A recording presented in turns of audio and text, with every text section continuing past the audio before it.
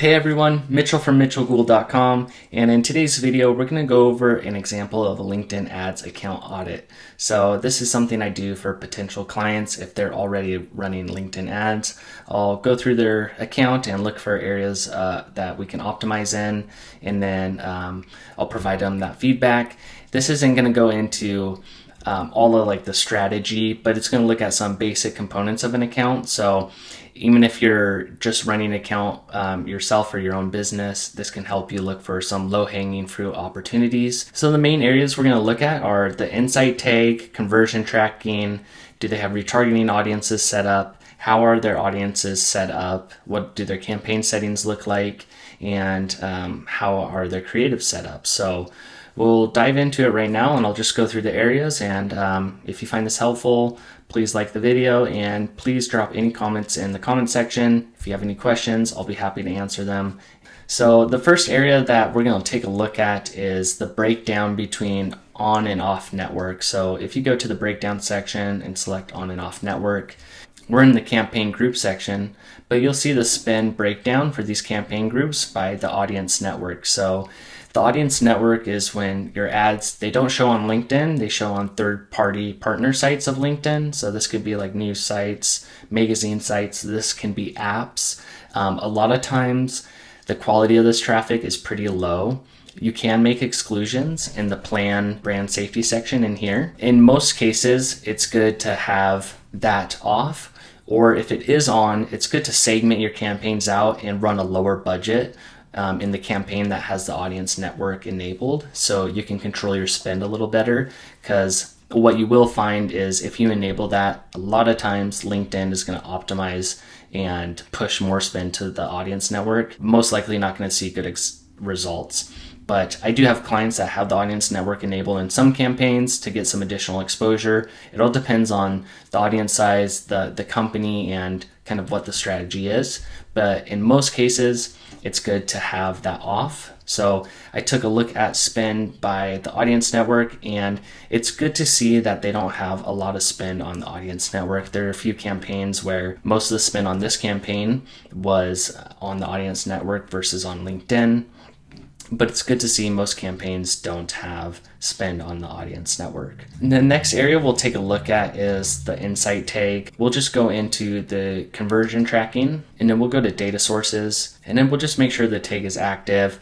We'll also go on to I went onto their landing page and checked with this extension here, the B2B House LinkedIn Insight Tag Checker. I made sure the tag was on their website. And then we'll take a look at the conversions that they have set up. So they have 2 conversion actions set up, and they both have the same value here. That's one thing. A lot of times there's an opportunity to add more conversions for key pages. So if people are visiting your pricing page or the different services page, we can fire conversion almost as like a micro conversion to just understand how people are interacting with your website from the different campaigns.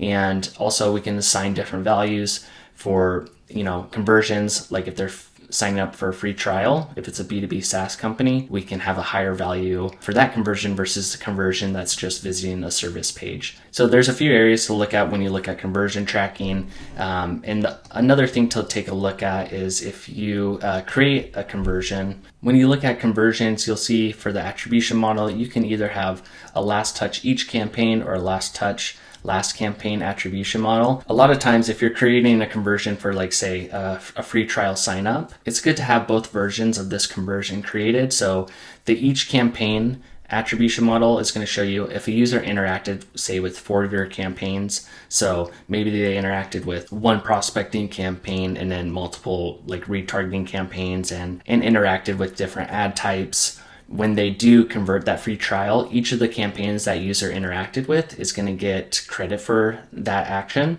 And then the last touch last campaign, only the last campaign that the user interacted with and then converted is going to get that credit. So it can be useful having both of those set up so you can just understand which campaigns are leading to value for your business. And then we'll go into the plan section and we'll take a look at their audiences. Under the match audiences is where you can set up retargeting audiences.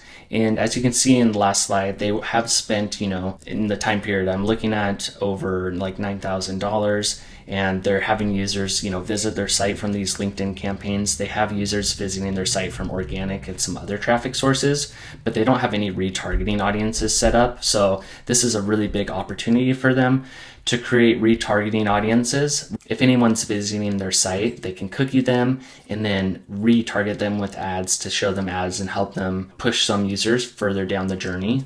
And in their case, they don't have any retargeting audiences set up. And there's also, an opportunity to retarget users who already interacted with their single image ads. You'll see that for some of the campaigns, they've had quite a bit of engagement. So it is possible that we could create a retargeting audience based off of this for users who interacted with their ad and even performed paid clicks. And then we would probably have enough to meet the minimum threshold of 300 users, and could be an opportunity to get some form of retargeting. Maybe that's just text ads and some, low cost option just to keep following those users who already checked out the product and didn't convert, to stay in front of them. So a really big opportunity for them there. So I'm in their highest spending campaign in the campaign setup section, and I'm taking a look at the audience they're targeting.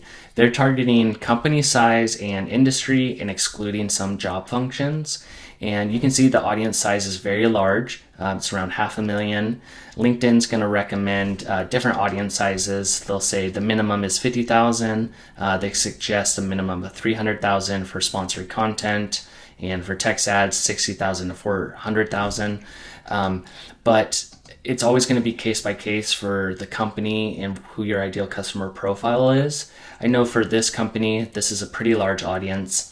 And then when you take a look at the breakout, the breakdown by seniority, you can see about 50% of them are entry level.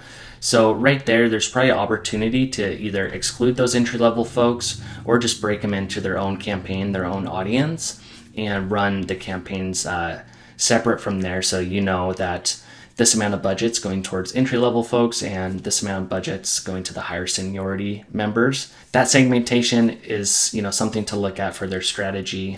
We'll take a look at the demographic performance for this. I just kind of go through the different counts and look for areas where we might be able to segment. Is the audience size too low, too high? Do they have enable audience expansion on? In this case, they don't have it on, which is good. In most cases, unless you have the budget and you're trying to expand your reach, maybe you would turn that on, but in most cases I just keep the audience expansion off. So I did pull in the demographics data for that same campaign, and I'm taking a look at the performance by the different demographic sections, and I was taking a look at the job seniority, and you can see the entry-level members are showing about 51% of the clicks for this campaign for what's showing in the demographics data, and 6 conversions. And you can see for the senior level users, there's 7 conversions, less clicks, so we have a higher conversion rate. So an opportunity again to probably segment out these campaigns, and potentially if we just segment it out and focus on the senior level users, we could distribute more of the budget to them. Just take a look at some optimizations around that. So I'll go through all the different demographics when I am doing like an audit like this, but just looking for some quick, areas of opportunities, and there's definitely something here with segmenting out the audiences. So I took a look at their ads, and right away what I was seeing, each campaign only has 1 ad. So there's definitely opportunity to run multiple ads, get some A/B tests running in the account to see which creatives have a higher click-through rate, which creatives get people to stop scrolling and visit the website. Yeah, that's everything that I take a look at for an account audit. I know we jumped around a little bit there, but this is, just a 15-minute look for a client that'll do just a quick pass. I usually send a Loom video to them explaining what I took a look at. And yeah, so maybe I'll work with this client in the future. And if I do, I'll give some updates on where we saw performance before and after. If you have any questions on LinkedIn, please put them in the comment section. I'd be happy to help out and answer them there. And yeah, thanks for watching. Have a great day.